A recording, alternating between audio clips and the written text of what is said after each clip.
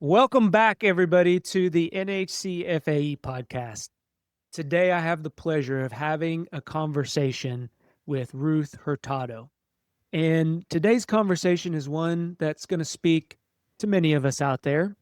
It's going to be the next chapter after federal service. I'm your host, John Espinosa, and together, Ruth and I are going to explore what it means to transition with purpose, resilience, and vision. So, joining me today, Ruth, thank you very much for coming on the podcast. Thank you so much, John, and also to the Hispanic Coalition for inviting me to share. I'm really excited to be here today. We're glad to have you. Ruth, we're just going to dig right into this. What inspired you to focus on helping others navigate retirement and transition? You know, I think for me personally, I made the choice to take the deferred resignation program in early retirement.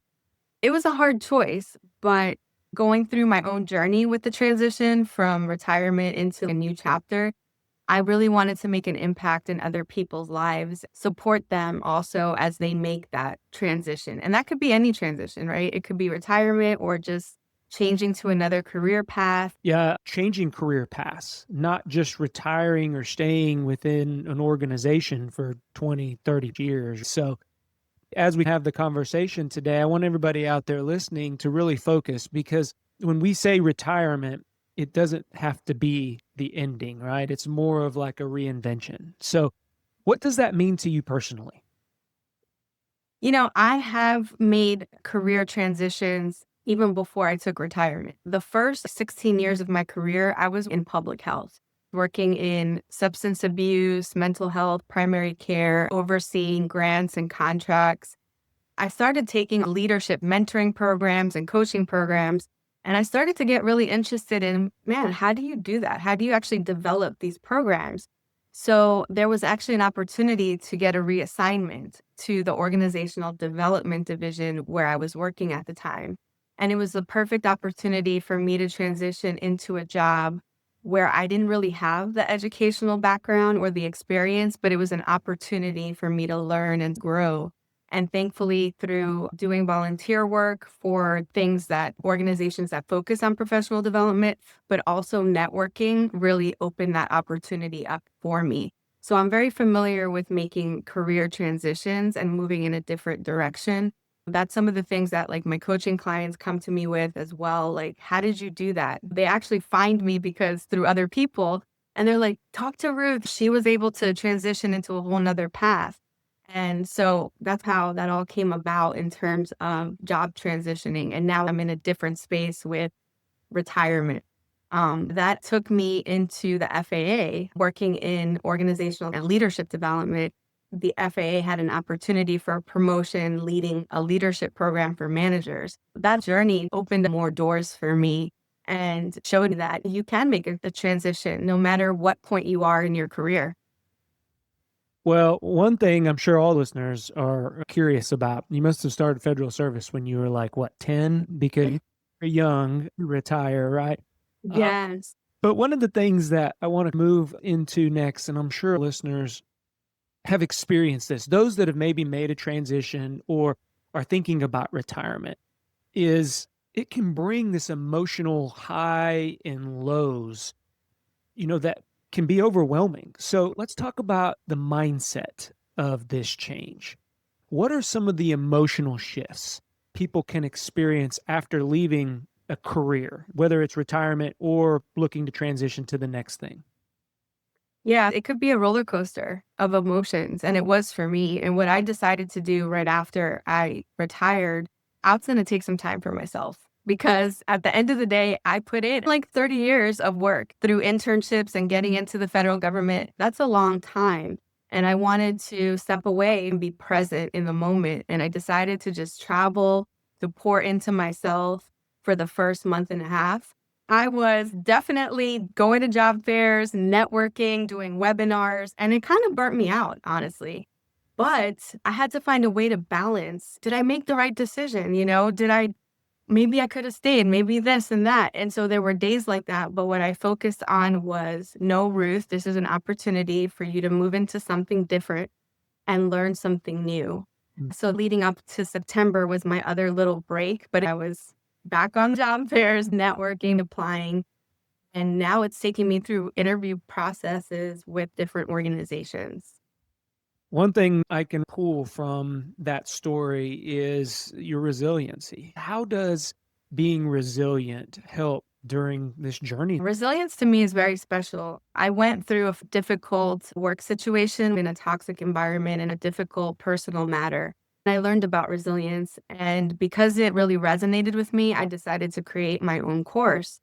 And what I learned from that and what I teach others is there's 5 steps, 5 easy factors that go into resilience. One is self-care. So you have to pour into yourself and recharge your battery, right? You're going to have times where you are burnt out from anything. If it's trying to find a job or you're in the job and things are going crazy and you're getting burnt out, it's important to find that time to do something for yourself. And for me, that is my gym routine. So I go to the gym almost every day. I do a hot yoga class. I get in a massage chair, hydro massage chair, and then I go in the sauna. And that to me is like my little self-care ritual. So I make sure to schedule time every month for myself, every week for myself. So self-care is one, problem solving is another. We always have challenges in our life that we have to overcome. And sometimes we need more support. And one of the things I really took advantage of when I worked in the federal government was the employee assistance program. They had so many resources for extra support with therapy, or if you're having financial struggles, they have financial coaches. The employee assistance program has been very helpful. So I encourage people to take part in that. Also, maintaining a positive outlook is really important. And one of the things that I do every year is create a vision board. And that vision board has a lot of affirmations. For me, my faith is important. So it has scriptures and it has things that when I'm going through a rough day, I just look at my vision board and I'm like, no, you got this. You can overcome this. Try again. Tomorrow's a new day. So that vision board really comes to life for me. And I put things that are very important to me on that vision board. So maintaining that positive outlook, and also gratitude journal, being thankful, waking up in the morning and giving thanks for 3 things, giving gratitude, that keeps you in the right mindset. So what is it that you have? What is that gift you give back to the world? And for me, it's making an impact in people's careers. I started a group at my church to incorporate career and faith, and that was rewarding for me. So finding that meaning and purpose for your life and giving people that gift that you have is important. And then finally, social support system. Who's in your corner when you're going through these things? Your family members, colleagues, mentors, coaches, all the support you need in what I call a board of directors table. And who are those people that you can go to when you're having a hard time, challenges to sort through? Having that social support system is extremely important. I love that last piece. A lot of people talk about you're the sum of your closest 5 people that you take advice from. And having that board of directors when you're having a bad day speaks volumes, especially when things just aren't going the way sometimes that we had planned. And maybe we don't have all the answers. So I love that. I love those 5. I wrote them down. I hope everybody else is taking notes because this is good stuff. As we transition into a career after retirement, retirement doesn't always mean stepping away. My dad, I always share the story. He had 42 years of government service and retired into a contracting job. A lot of people don't have anything to retire into. So let's talk about how, again, retirees or maybe you're switching careers, they're redefining their next stage of life. So, what are some encore careers that you've seen or heard of people, your clients maybe, have talked about when they are getting ready to make that transition? There's so many options out there. And what kind of mindset you should have is being a lifelong learner, right? So if you want to take a chance and maybe start a business, for example, it's good to have a side hustle on the side, even when you're working full time, so that when the time comes, you can move into that after all the experience you've had doing that side hustle. So entrepreneurship is one path. Consulting is another way to learn how things are done differently. With consulting, everything is on you. You don't have a team. You're just working, just you alone.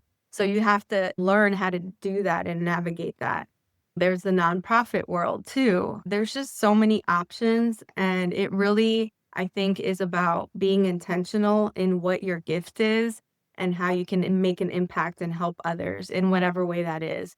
And I think for me, that's pretty much what I've done. I want to stay within that realm of career development, organizational development. So when you're trying to target a new career, aligning that with the opportunities that you're going for. It's more strategic to focus on your strengths, skills, and how you can use that in a different environment. So talk us through that real quick. You hit on something key.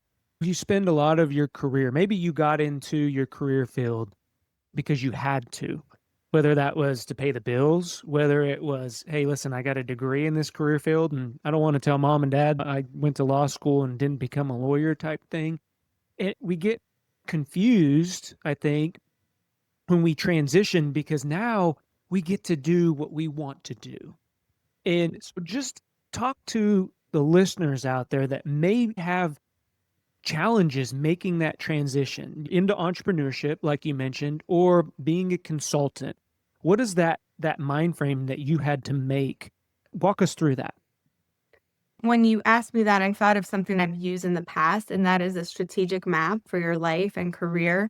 And that's something that was shared with me by a mentor, but it kind of just puts what you're thinking down on paper, right? And it creates this map on, okay, what is it that I want to do? What are the goals? What are the competencies? How do I get there? And it breaks it up into steps. So it's something that I've done throughout different stages in my career just to like visualize because I'm a visual person. And there's a lot of us, we have thoughts going on, right? We have all these thoughts, but if we don't have it on paper, it's hard to organize your thoughts around it. So having a strategic map for your life and breaking down the goals makes it easier because you don't get as overwhelmed. You're like, okay, I want to get a coaching certificate. What do I need to do to get this? Well, you need to research the different companies that do it. What is the path that you want to take? Is it leadership coaching? Is it positive psychology coaching? Is it health coaching? So you visualize and write it down in a map and in a format that is doable for you. That is powerful because you're right. When it's in our mind, it can be overwhelming. We get anxious about it. I always tell people make one day, turn that into day one. And by writing your strategic life plan down, that can help move people into action. One of the things that I get a lot of, or hear a lot of retirees or someone that's making a transition is they go volunteer, whether that's for their church or their local community, or they mentor. So why is volunteering? Why do people fall into volunteering or mentoring? How does that keep people connected to a purpose?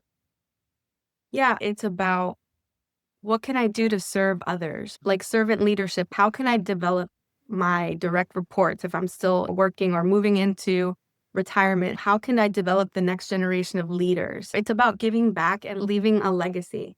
At church the other week, we were talking about this, leaving a legacy because heritage is what's handed down to you, right? But legacy is what you leave behind. And so I heard that and I was like, wow, that really makes sense. Being able to see your life that way, you're a role model for your kids, family, people in the community. How am I going to make a lasting impact? For me, that's a goal. What kind of legacy am I going to leave? I love that differentiation of what is left versus what you create. It may be morbid, but I often think, what are people going to say about me when my time comes? Everybody's time comes. What will people say about you? That drives a lot of people. If you're listening to this podcast, whether you think about that or not, today may be one of those days that you are making a decision to transition, or you're making a transition to put in that retirement paperwork. Because I'll tell you, I've had some employees. I had one retire recently. I have another one who's getting to retire next month. And I had another retired about a year and a half ago. And one thing, as it got closer, right? And I still have one that hasn't put in their retirement paperwork. Let's talk a little bit about, because I think this goes back to what you said earlier about being resilient. Because a lot of times just making the decision to transition or retire into another career can be overwhelming to some folks. So talk us through, I know the very difficult decision that you made, because it's not like you didn't love what you were doing. You absolutely enjoyed it. The next chapter is going to grow into what you really want to do. Talk about that decision making process. Writing down the pros and cons of a decision is really important. You have to align your values with the decision. For me, I've had to make difficult decisions, but I have to go through and kind of see, okay, does this align with my values? Does this align with the life that I want to live? Like, wow, like I just listed all these pros and there's like hardly any cons here for me in making that decision. And I'm like, okay, my mom is a role model for me. She retired several years back. I see how active she is. It makes me happy because when you stay active and you have that meaning and purpose, like my mom, she does interpreting, medical interpreting for doctor's appointments, but it's like she can take jobs when she wants. So it's very flexible. She volunteers at church. She helps with the grandchildren. She has her standing girls' dates where her friends and her go out to lunch. So those are the kind of things that I think you need to focus on when you're retiring is like, I can't just sit at home and watch TV all day, which I know some retirees could do that. I think it's important to stay active, keep your mind going, keep learning, keep serving others. All of those things really make a difference. I've seen it in my mom and I'm like, okay, I gotta do these things because it gives her more vibrant life. Yeah, this is my favorite part. We get to design our next chapter, what comes next in our life. You gave good examples of how your mom has designed the next chapter of her life. You often talk about living with intention. This goes back to your vision boards. Write down your strategic plan for yourself. How do we help people define what thriving really looks like for them? Thriving comes back to resilience. When you're going through a challenge or a change, which we're talking about today, it's about, okay, how do I grow through this? Not just surviving. Every setback is an opportunity for a comeback. I've seen it in my own life. I had a mentor that I actually still keep in contact with. She was a senior executive at the OPM, and I would meet with her every month and I would come and talk to her about my professional life, my personal life, and everything. And one day she said, "Hey, Ruth, I have a gift for you." And she gives me this bracelet. You can't see it, but it says Thrive. She says, no matter what you're going to go through, I know it.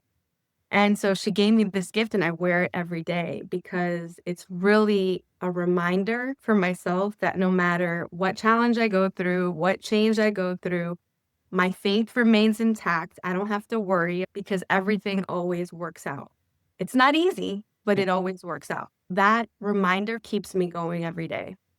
That's an inspirational story. We all look back and we have those mentors that, and it could have been decades ago. I don't know how long this has been that you've gotten that bracelet or talked to this mentor, but we have mentors in our lives for reasons. People are living well into their 90s very comfortably, right? And I think when we get to retirement, life is over, and we've served our career and now we either go sit on the couch or, we're figuring out what that looks like. And one of the things important in everybody's life is goal setting. For goal setting, tools are different than they were whenever we were working or we had a job, right? So what tools can help with goal setting after retirement? When I was in my positive psychology training, I learned about this tool called WOOP. The W stands for wish or the goal, right? That you want to accomplish. And what is the outcome from that, right? What is the outcome from your goal, from your wish that you want to accomplish? The other O is for obstacle. So what are those obstacles that are going to be in my way that I need to overcome? And P This is the plan to accomplish this goal and get over the challenges and bumps. I remember learning that and I was like, wow, that's a simple but clear model. Think about your goals and understand that you could have a plan. For example, eating healthy, right? My wish is to eat healthy, lose weight. When I have that urge for chips at 11 p.m., instead, I'm going to make some hot tea. So it's like, this will happen, but I'm going to do something different so that I could accomplish this. So it's that mindset of laying out what it is that you want to do. How do I overcome the obstacle and what's the plan to get there? I can't eat chips at 10 p.m. That's not good. I don't know what it is when I get on TikTok at night, I start getting hungry from all these people that are making recipes and all this stuff. I start like becoming hungry and I'm like, wait a minute, no. I, I love this. Um, Right. Go back over that again because this is a great takeaway for everybody listening. This is a way not just to goal set, but to really plan for the actionable steps you need. Go over that WOOP mnemonic again for us. Yeah, and actually, I would love if you could include the link because there's a link to a video on it. Okay. But the W is for wish. So that is what is that meaningful, realistic wish or goal you have? The O is for outcome. Envision the best outcome from fulfilling this wish. Okay. The other O is for obstacle. What are the obstacles that are going to get in my way and how do I address them head on, right, in order to get to my goal? Mm. And then P is for the plan. So writing out the plan and the steps that you're going to take to accomplish this goal, regardless of what comes up in the middle, right? The challenges, the hard times. How are you going to get over that? So it's just a simple way to remember. And there's a great video that walks through those steps, short video. But yeah, I learned that in my positive psychology training. And I thought it was a really easy to understand tool when it came to goal setting. So I'm just going to use myself as an example. Say I'm contemplating retirement and looking to get into community service, maybe volunteering. Walk me through how I can use that process to get more engaged or plan what that community service or volunteerism looks like. A year ago, I wanted to impact my faith community on how do you navigate work and faith, right? And faith.